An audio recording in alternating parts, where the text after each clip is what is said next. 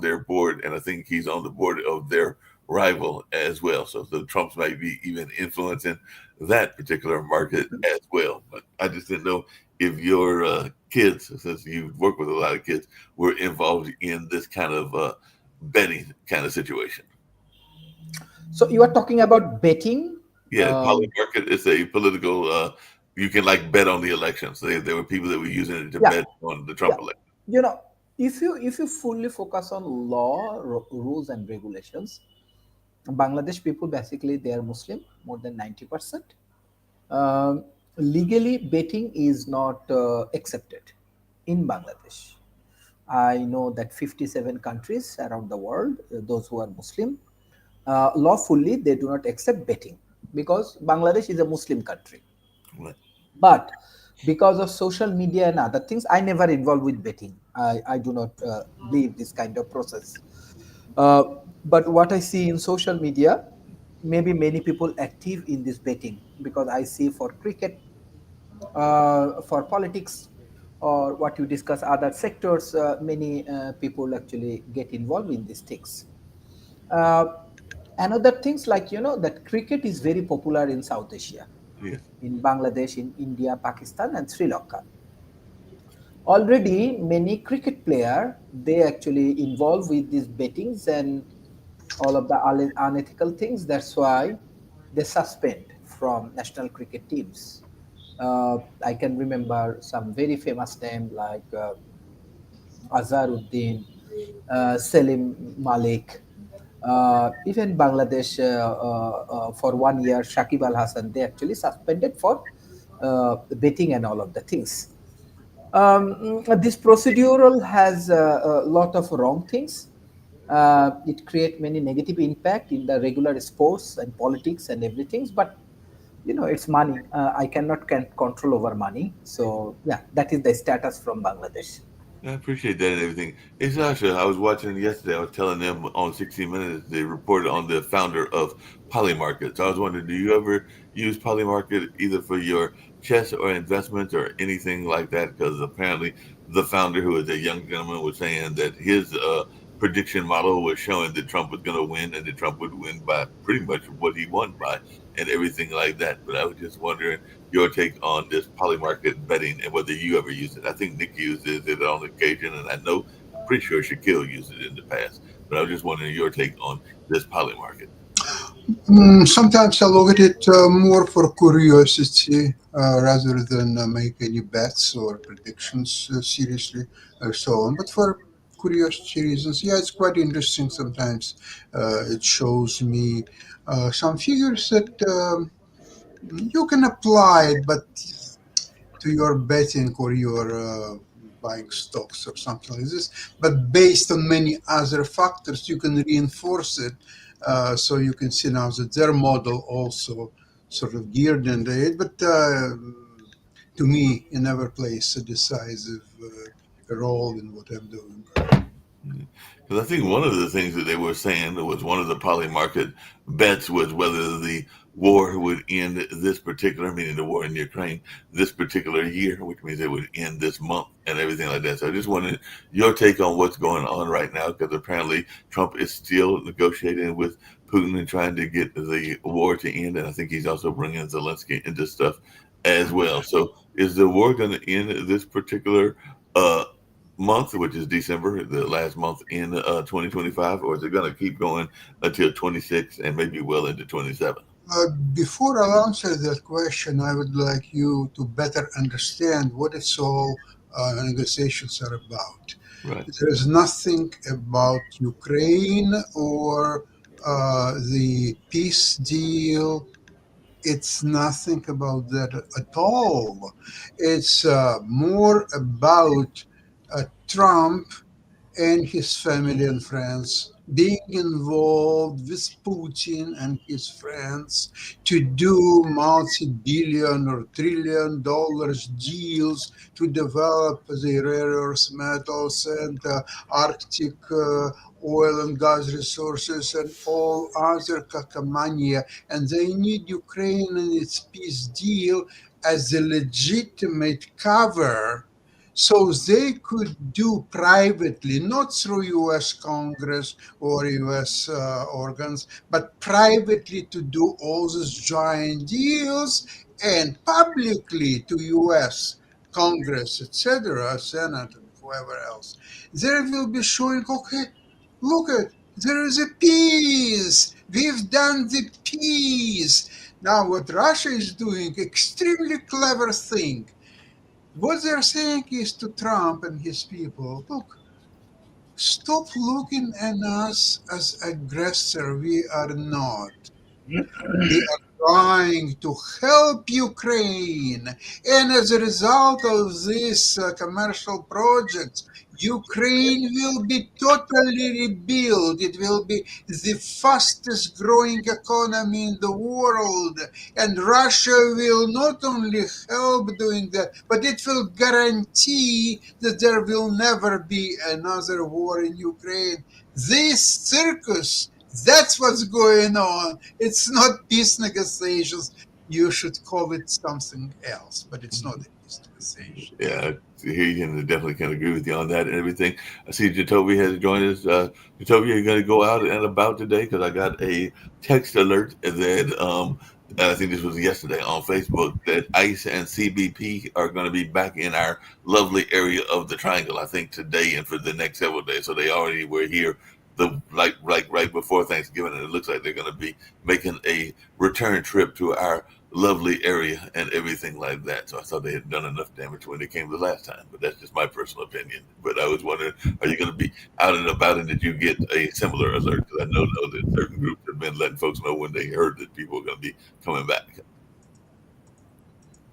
Yeah, I saw the alerts. I saw all the stuff. The one. I mean, yeah, it's ridiculous.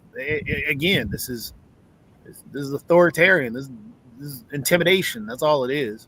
And yeah, I'm glad Sasha got in to talk about the sale of Ukraine from Trump to Putin. That's what that's basically going to be. Oh, but yeah, this administration is trash. Extremely trash. Yeah. I don't know if did you talk about the polls yet? Did Rick point that out, that he's down to what, 36%, I think, on the polls now? In Gallup, yeah, the Gallup poll he's down to 36, which is a low for his second term. His first term he got down to 34 after January 6th. So, we'll see. Because I saw today somebody was talking about how by January 6th, he was already not a president. He was still sitting there officially, but he already lost election, and it was just a few days after which he would be dismissed. Now, the Trump's presidency is the lowest point in almost 250 years American history. Yeah, he's the worst president we've ever. Now, by far. Normally, every 18 months or so, an American university will send a survey out to hundreds of presidential historians across the country.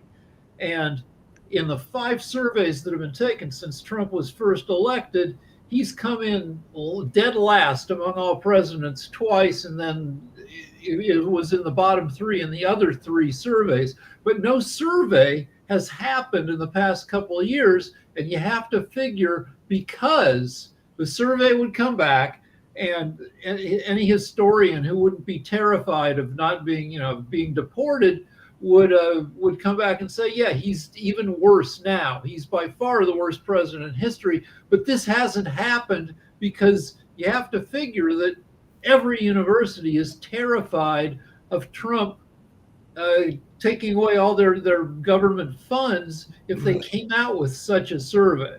Yeah, that makes sense. Everything. Hey, Rick, there was a theory, I think it was after one of Trump's visits with a foreign leader that had suspended their elections, that Trump may be considering doing this for the midterms and everything like that. So is this a danger that is real? And this is for anybody, but I'm asking you, Rick, to start off that it's one. I mean, I'd say it's in the back of his mind, but that assumes that Trump has a mind. I'm not sure. Everything's always in the front of his mind. He always says whatever ridiculous crap is right there on. But I'm sure that he's got that he and his people are looking at conditions and seeing if they can gin up enough turmoil in enough cities to declare martial law and a national emergency that requires the elections to be suspended. He's When Lance and I were yelling at each other last night, Lance was talking about how they're cleaning up voting, which is because there's so much voter fraud. Well, there isn't much voter fraud. Even the Heritage Foundation has numbers. They have the whole history of voter fraud for the past 40 years, and they found that about 1 vote in a million has documented fraud, not enough to change the outcome of any election in the past 40 years. But so cleaning up voter fraud is bullshit for the Republicans, making it harder to vote, especially for Democrats. Well, speaking of things that are difficult and all along those lines, is anything going to come out of this congressional investigation into the boat strike? Because apparently some lawmakers are suggesting that follow-up boat strike could have been a war crime and everything like that. So is there any possibility that there's going to be any investigation into these boat strikes that have been going on now? Well, let's give background. So what happens is they've been using what they call a double tap method, which itself, using that term, which comes from the mafia, is such a scummy, like the term alone is scummy and the tactics are scummy. Once you've disabled the enemy and they are defenseless, you're not allowed to summarily execute them. You can't kill. So what happens is they blow up a boat. It's got like 11 people on it, and 2 people aren't killed. They're just sitting in the water holding on to wreckage, and they drop another missile on them. That is a war crime. So, but will anybody be prosecuted for it? No, because Trump controls the DOJ. The best we can hope for is that some Republicans are sufficiently disgusted that they, like Marjorie Taylor Greene, they withdraw support from the Trump administration. And as Trump's approval continues to drop, which I assume it will, we may see Republican Congress people who are in purple districts that can go either way, may step away from Trump because he's toxic. It would be great, but probably won't happen. But if 3 or 4 Republicans switched parties in Congress, Republicans would lose control of the House of Representatives. That is a fairy tale. That probably won't happen. Yeah, that probably won't happen. But are we going to get a health deal and all along those lines? Because that's the other popular conversation that's been going on. I was watching, I think it was Chris Cuomo early this morning. Right. So Trump has had 8 years. Trump has been promising a new health plan to replace Obamacare since he ran for president in 2016. He's had 8 years to come up with something, and no. And they have until December 15th to re-up the Obamacare subsidies, the help people get in paying for their health care. So they got exactly 2 weeks. And it's if I were going to bet, I'd bet that they failed to re-up the subsidies because they don't have their shit together. But go to Shobi. I just want to say thank you to Rick, because Mark, you're asking questions that you know the answer to, and the answer is just simply no. There is no health deal that's coming. There is not going to be anybody prosecuted or held account for the war crimes, because they are war crimes that they're committing in Venezuela, or actually off the coast of South America. And Venezuela is actually, I think it was Venezuela and some other South American countries are now bringing up that to the UN courts or the different courts and stuff, trying to figure that out. But the answer is no. And I just appreciate Rick trying to give longer answers than just saying, yeah, it's not true. Trying to give some chance for people to expound and everything like that. But just really quickly, speaking of expounding, Sasha has brought up a person several times on this show that I think he admires. I know that I admire her, and I was watching her on I believe it was Saturday. I don't think it was yesterday. It's like some YouTube clips of her, and she totally destroyed some of the Republican arguments, and that was a Representative Jasmine Crockett out of Texas and everything like that. So I just wondered, what is her future as a political star? Do any of us see her possibly being able to rise to the level of a presidential or a vice presidential candidate? Because the way she was destroying people was utterly amazing and everything. Because I watched several of her testimonies in Congress, but also some clips of interviews, and she was doing a great job of. If I remember, she's running for Senate. If I remember, she's running for Senate now. She'll become a senator. And honestly, what Michelle Obama said is that the U.S. is not ready for a woman president. So the highest she'll get right now, because they placed the glass ceiling, that's just sitting there on top of the vice president. So she will, at the most she could become right now, is a vice president. Which is sad, because honestly, the way she is, Jasmine Crockett, the way she attacks and goes on offense is the way the Democrats should go on offense, and that's why the youth movement is there. She is part of that youth movement. She is hands down one of the faces of that youth movement. And as Dr. Sharif has pointed out multiple times, the youth are here to stay. The youth are on the move. And if you're going to sit there and try and block the youth and we're not going to listen to, no, you should start listening to a lot of these individuals that are younger, that are actually pushing and wanting to do things, wanting to make things work. And you should listen to Michelle Obama, because Michelle Obama hates politics, doesn't have, she's got no reason, like she says what she thinks often, and when she says, a woman can't win the presidency, that's based on, the experience of the whole country, not afraid to say it. I think sometimes she'll say what she thinks, and then her husband's probably like, can you clean that up a little bit? Just, but. Yeah, that makes sense and everything. But Texas is, it's been Democratic in the decades past, right? It's still pretty red, but at some point it'll be purple enough.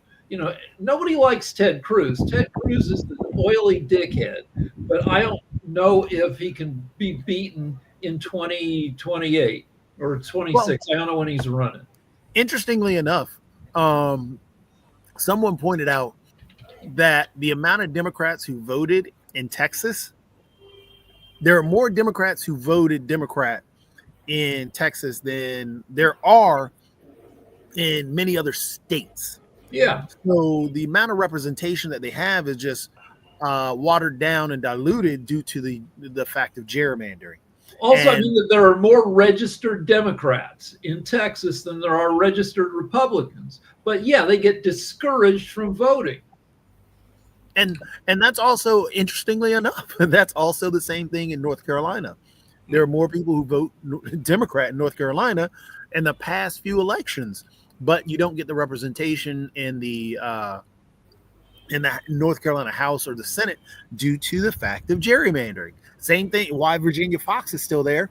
She should be gone. But due to her being in a safe space and gerrymandering, a gerrymandered district, Virginia Foxx is not going anywhere. So I just looked up Ted Cruz's approval within the state of Texas. And the latest survey results are from August, which shows him at his lowest ever approval and highest ever disapproval. 50% disapprove, 35% approve, 14% don't know who the heck Ted Cruz is.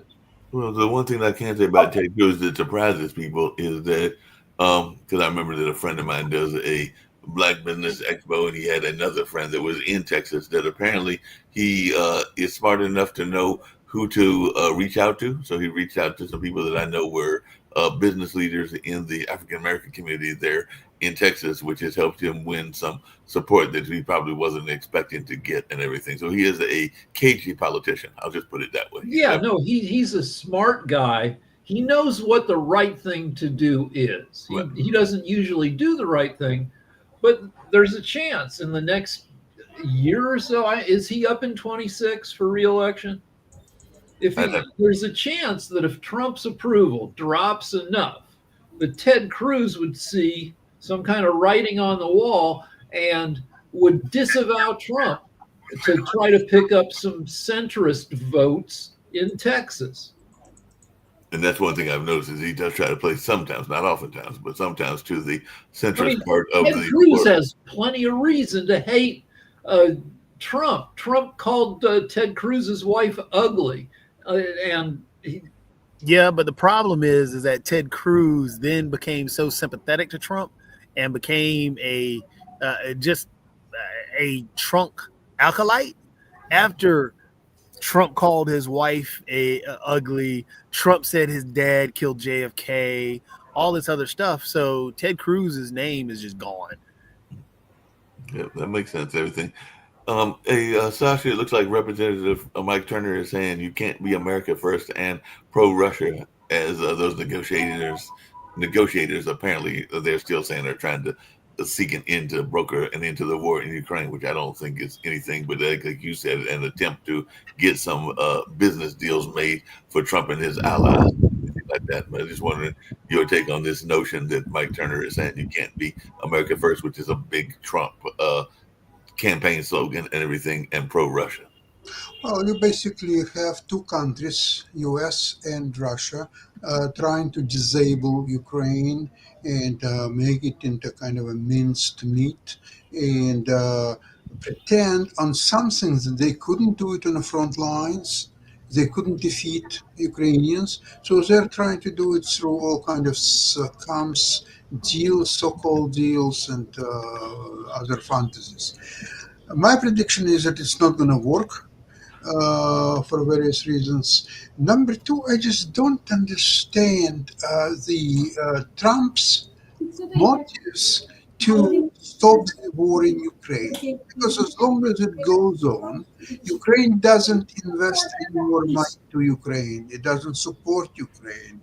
All it does, it sells Europeans weapons that Europe is delivering to Ukraine. So Europeans are paying for that, and the United States is getting benefits for its military complex, and I really don't see any downside for United States if war would continue. Is anybody help me to understand that? Why Trump is so adamant about peace in Ukraine? When he wants to take, for one thing, he wants $100 billion of money taken from Russia. Russia had like 300 billion on deposit in Western banks, and that money's been frozen to pay for the damage that Russia has done. And one point of the peace deal was that America gets to take 100 billion of that. So it's always money with frickin' Trump. But I have a question for you, Sasha. Is there going to be a major offensive from either side with to try to grab some more territory with peace talk before the peace talks lock down any kind of borders? Well, Russia does not stop any initiatives to get more territories. The problem is that the Ukrainian army is not allowed to do it. Actually, on Saturday, they had a complete revamp of their strategy with the Russians. You see, so far, Russians are losing in a proportion 5-1 the men in Ukraine. But now, Zelensky says that even one lost Ukrainian against 5, it's still negative proportion for us. We want to lose 0 and as heavy damages to Russians as possible. The way to do it is to completely stop any fighting on the front lines between men, Ukrainians and Russians. What to do? They will put the barbed wire. They'll do some other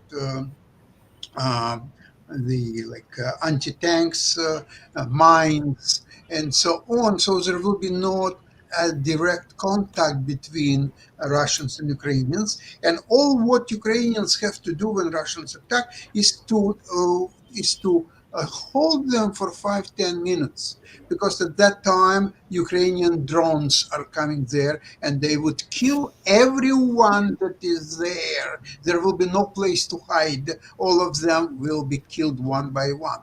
That's a doctrine which will exclude Russian attacks altogether. So we found out yesterday that Ukrainian factories are making 10,000 drones a day, 4 million a year. So they should be able to totally bombard the Russians with Okay. freaking drones. And they bombard Russian refineries deep inside Russia, like 1,000 kilometers away from Ukraine, 1,500 kilometers. They are inflicting enormous damage to Russia. Now it's no longer, Russia don't feel the war. They live their normal life. That's no longer the case. Even in Moscow, they have, when Ukrainian drones are attacking outskirts of Moscow, there is a signal that they all have to hide in the subway system and elsewhere. So Russians now feel the war. Trust me. Now, what is okay? I understand Trump's timing is his Nobel Prize picture of that, and some other considerations, trying to grab the $100 million of the funds in Europe. I don't know how Europe and Ukraine will allow that to happen. I think that alone will stop any peace negotiations over there, because nobody will allow Americans to grab $100 million or $1 billion that don't belong to them, billions. But what I don't understand is why Ukrainians even allow these negotiations when U.S. is threatening and stops from time to time supplying the intelligence to Ukrainians, or actually the last bombardments happened only because Ukraine didn't have intelligence from United States. It's just a question of that they could stop, even not sending the weapons to Ukraine, because it's not doing it anywhere for a long time. They are selling weapons to Europeans, so they might stop selling weapons to Ukrainians.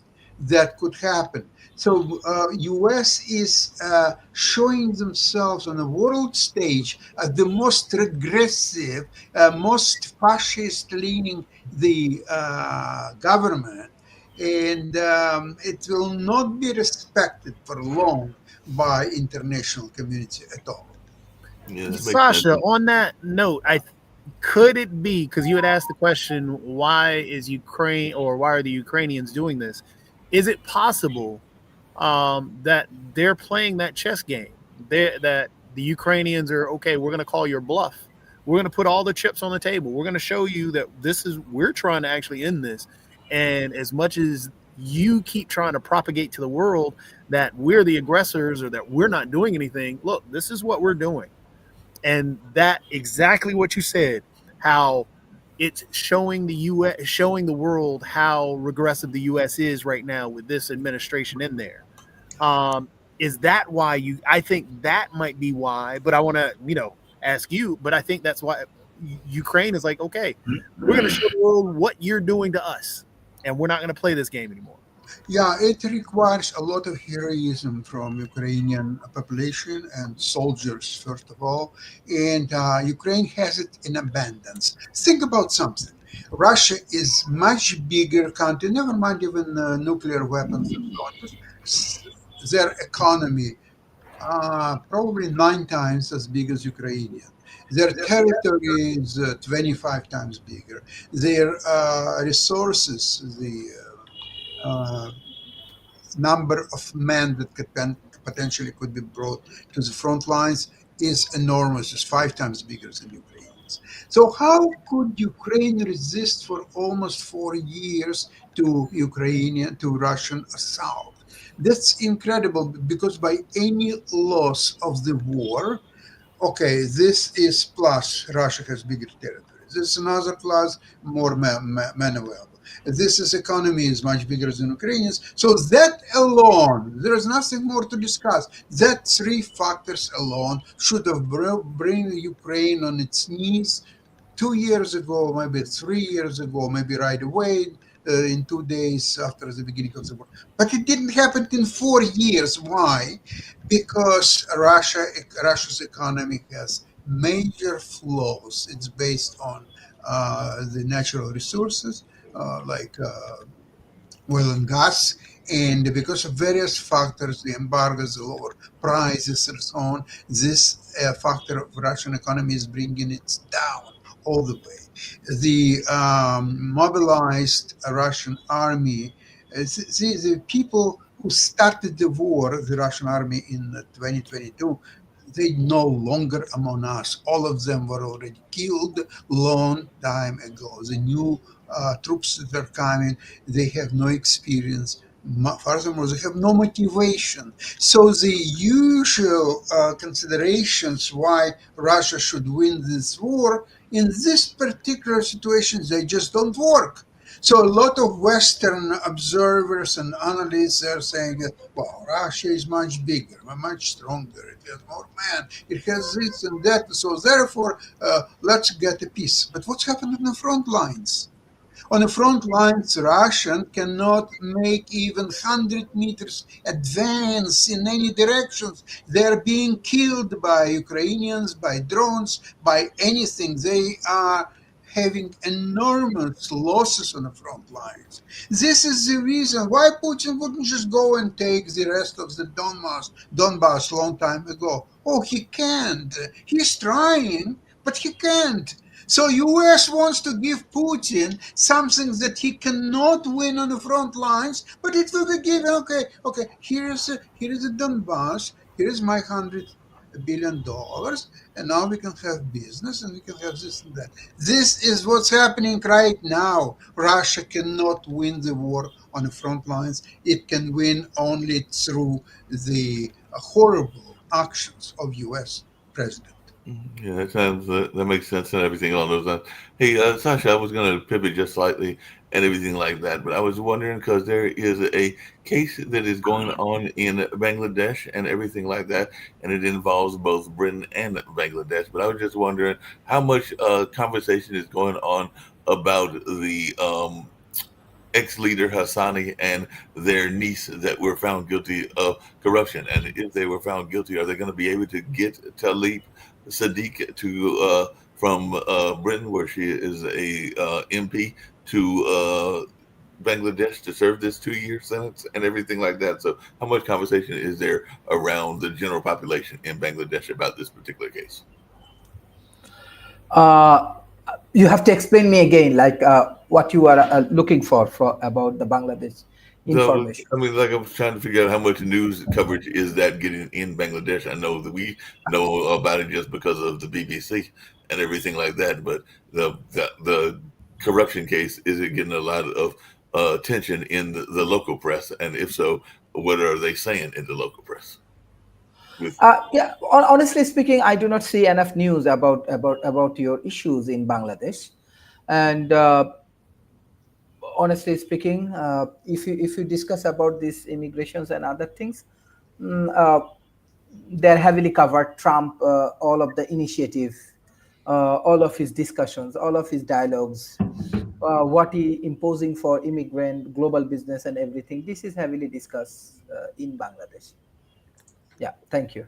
So not as much on the local stuff that's going on, that like this particular case and everything. Hey, Rick, just really quickly, because I know that his relative was a controversial figure and everything like that, but it looks like Marcos is in trouble, the younger Marcos, and the thousands are wanting him to be out of office, and this is all over a fraud scandal. So what are you hearing, if anything, about this particular protest? I don't know. I mean, it's hard to get those guys out of office. Frickin' Netanyahu is asking to be part. Netanyahu's been on trial for 6-7 years for fraud and corruption charges in Israel, and now he's asking all the charges to be thrown out. So is that going to? I mean, once somebody has power, it's hard to push them out.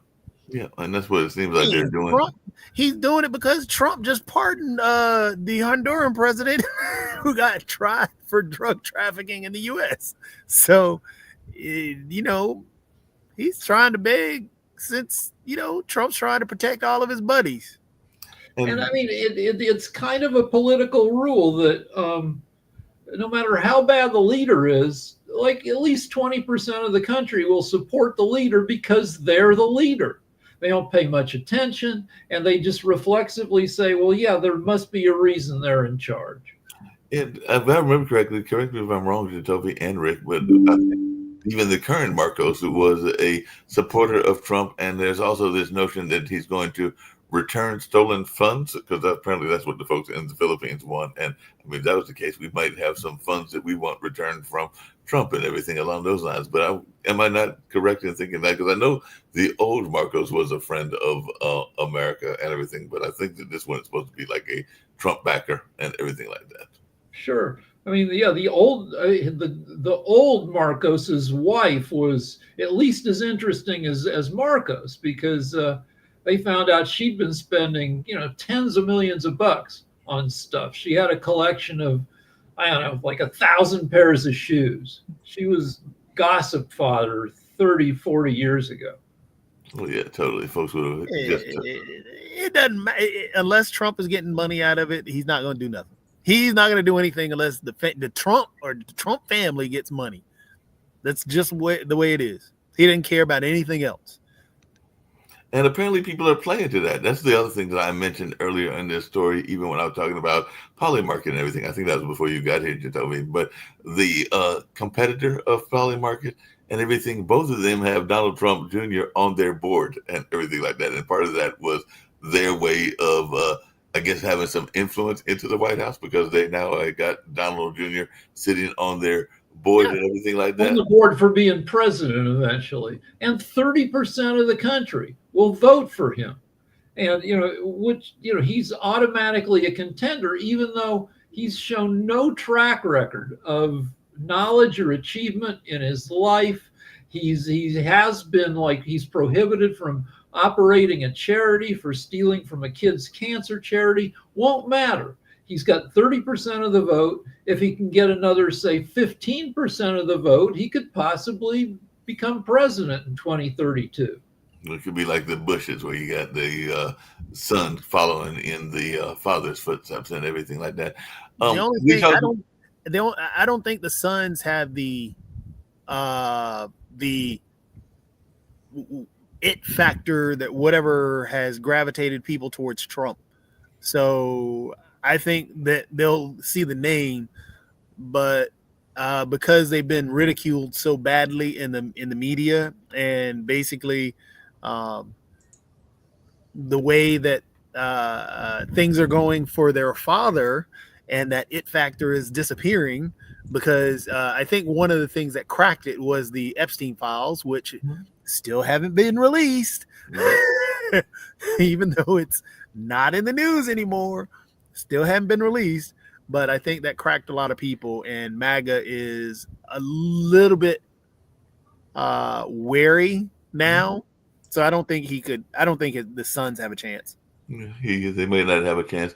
I know both Rick and others, including Nick and definitely Dr. Sharif, have talked about the youth movement. I want to give youth a little bit of a claim that they did in terms of scientific invention, and hear what y'all think about this, because I found about this through 60 Minutes last night and everything like that. But apparently teens may have come up with a new way to detect and treat Lyme disease, which, so oftentimes comes from ticks, and they were using CRISPR and everything like that. So it looks like they may have actually won an award and everything like that, because they did a whole piece on the CRISPR kids. So I was just wondering y'all's thoughts around these young kids. I think most of them were of Asian descent, if I remember correctly. That's great that they're doing that, but I'm writing a science fiction novel set in the near future, and the great thing about CRISPR is that you can rewrite genes, but you can rewrite a pig's genes and have the pig grow a kidney that you can put in a person,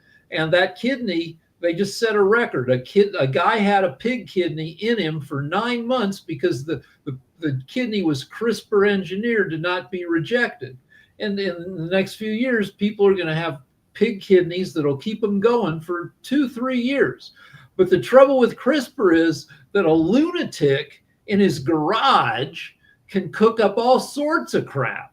In my book, I've got lunatics like coming up with all sorts of like, like say a lunatic says that, like Elon Musk says, we don't have enough babies. So say some lunatic decides to cook up a virus that makes people horny, so we have more babies. And then they release the virus. They aerosol it in a sports arena or some crap where there's 100,000 people, and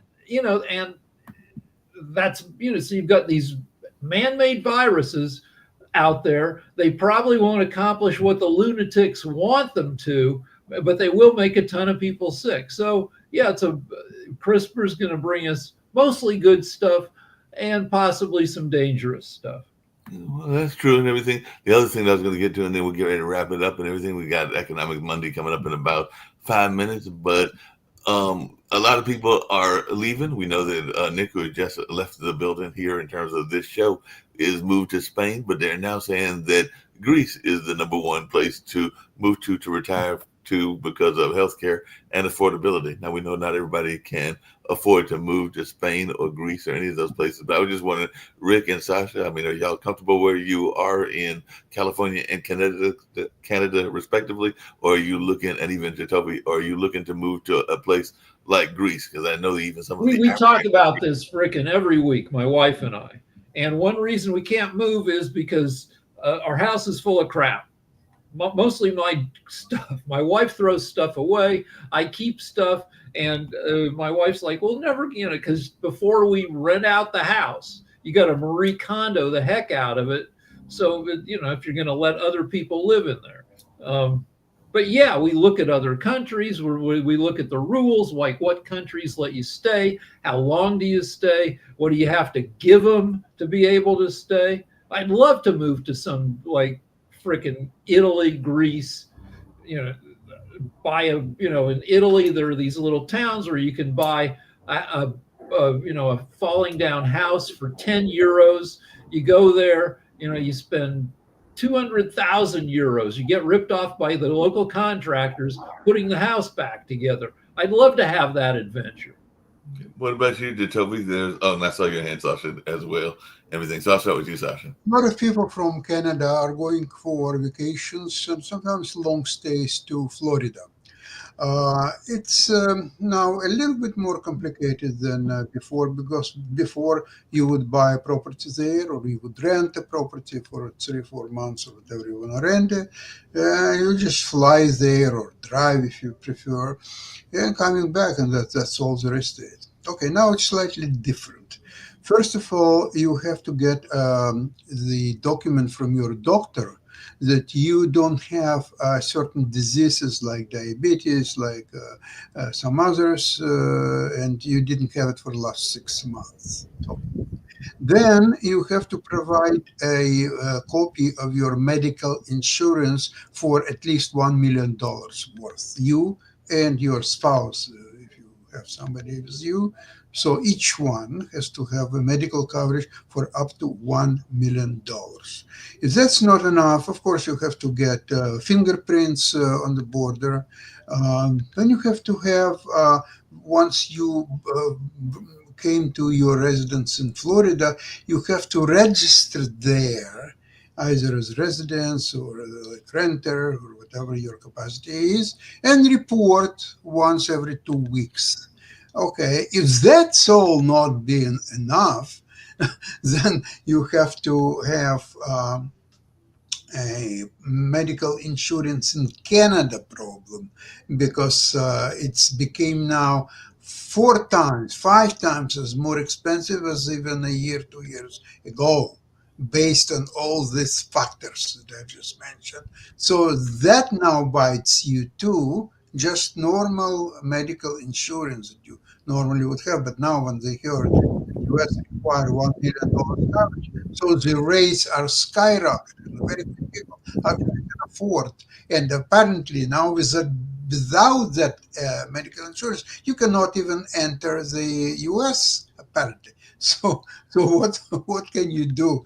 Your best way is to go somewhere to Latin America, like Nicaragua or somewhere else, and pretend that you are seeking political asylum in the United States, and maybe you will be granted one. Yeah. What about you, Joey? Because I know some people were thinking about going way back, even during the pandemic, to places like Bali and all along those lines. So, have you considered going outside of the area and everything along those lines, or are you content, like I am, with the Durham politics and the Durham lifestyle? I thought it was interesting what Sasha was just talking about, because I just had my in-laws down here because they are Canadian. But yeah, the U.S. has lost 32, if I remember, 32 billion in tourism. Isn't it something like 12 or 17 billion directly from Canada? So tourism is down. All this other stuff is down. It's just, we're in a bad position. Am I leaving? I mean, if I had the money, like Nick, to be able to just hop around to where I wanted to because I had the cash to be able to go, sure, I may do something. But Raleigh, Durham seems like a pretty sweet place to live. One of Lance's art students is moving to, you're in the middle of this research triangle. North Carolina, as I put it yesterday, isn't just a bunch of yokels on their front porch with a bottle of moonshine. You guys are a cool place to live. I mean, truthfully, every place, there's great places everywhere. I mean, from California to, the Raleigh-Durham area is great. Cary is one of the richest areas in the country because of the technology that's there. RTP still has some, it's a baby Silicon Valley. You still have places in Texas. But the politics of it the politics of particular states and areas, and even actually as a nation right now, put a hamper on a lot of things. Yeah, I would say that it, like a place like Austin, a blue city in a red state, is probably pretty exciting. It's full of arts and stuff. People are probably pretty riled up from living in a state that is fighting with them. But like Raleigh, Durham, I bet you guys must have a ton of greenery. I bet you it's really green and nice where you guys are. There's lots of greenery, and there's a lot of what you were just talking about, activists that are, because Durham is definitely very blue in what is now becoming more of a red state and everything like that. So there's definitely a lot of activists here and everything like that. It's becoming more of a red state due to gerrymandering. Right, exactly. Not due to the fact of, because more people are becoming conservative. No, this is one of the most gerrymandered states because the Republican Party had a supermajority in the House and the Senate. So therefore they redrew the lines. They took a lot of power away from the actual governor. And matter of fact, when it shifted to the governor and the lieutenant governor, both being of the Democrat Party, the Republican Party, before they lost the supermajority, took more power away from both of those institutions because they're trying to hold it within their party so they can gerrymander, which they then just went ahead and the Board of Elections, they headed that.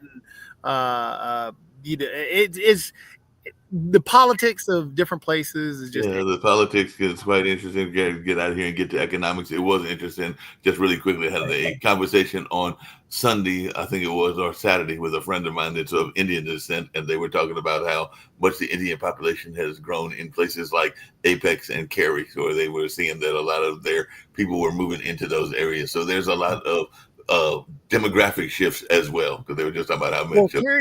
Cary, RTP, Morrisville, Apex, that's all where a lot of the technology companies have gone. Right. And a lot of the technology companies have individuals from Indian descent and also Asian descent and so on and so forth.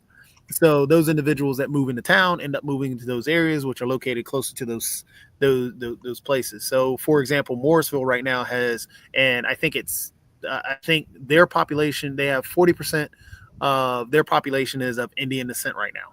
Yeah, and I think Apex is that high as well because that's what a singer friend of mine was telling me that has an Indian pop band. But on that note, we're Okay, going to but get wait, one more thing. If you're a weirdo who's bad with girls, it's great to move to a town that has a lot of smart women because they might be able to see past the weirdness long enough for you to have a shot. good point. On that note, we're going to get on out of here. We'll get to Economics Monday and all along those lines. So definitely a lot of folks like the folks that are super smart. There's even a whole term for folks that are attracted to super smart people. But on that note, we're getting ready to get out of here and we'll get to Economics Monday. And hopefully you've got that link. Just hopefully, but I know I'll get ready to get out of here and get to there, at least hear what David's got to say. Oh, I don't have that link. I'll see if I can get it to you. All right.